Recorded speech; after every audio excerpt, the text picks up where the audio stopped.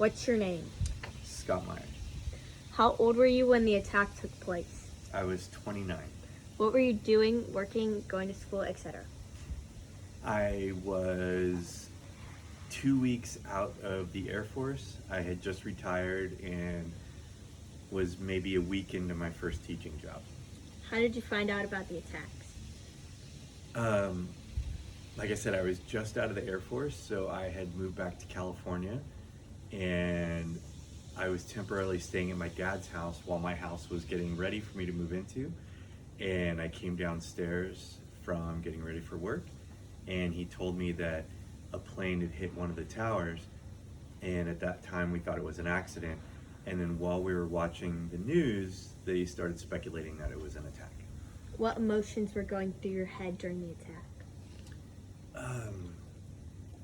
Boy, at first I thought it was an accident, and so it was like just a massive tragedy. In the Air Force, I was a flight engineer on C5, so I had, I don't know, maybe 3,000 flying hours. So as a former aviator, it was, I felt bad for everybody thinking it was an aviation accident.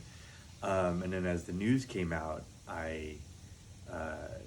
it was kind of like dread, because I knew everybody that I had left behind when I retired was going to be going to war. What was your most vivid memory of that day? I was a brand new teacher, and I had to field questions from students all day, and also contend with the students who were, for whatever reasons, immature or ignorance, were laughing or making fun of the incident.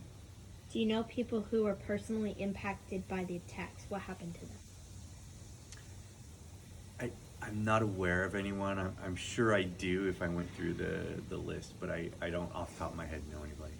Has 9/11 changed you? Yes, because I think it changed everything. 9/11 kicked off Gulf War II. I had participated in Gulf War I in 91, and so Gulf War II, which kind of kicked off from 9/11, impacted pretty much everybody that I served with, and so hurt a lot of people, and a lot of people came back different. How does 9/11 affect you today? It definitely changed travel. It changed the entire Middle East. When I was younger, you could travel to Egypt, you could travel throughout the Middle East without any concerns. I grew up during the Cold War, and so there was definitely sort of two sides. There was, the United States and Russia, or the USSR, I think, back then.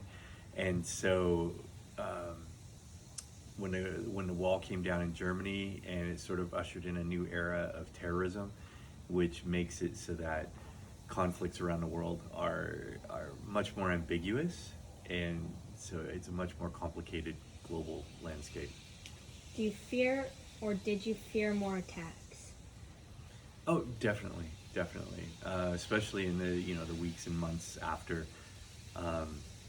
I'm not sure if I have the timelines right, but there was the anthrax and the shoe bomber and all those different things afterwards. So yeah, definitely. I mean, even to this day, I think a lot of people still think about it. Are there any other stories you are willing to share or want to share? Concerning 9/11, not really off the top of my head. That's about it. Okay, thank you for your time.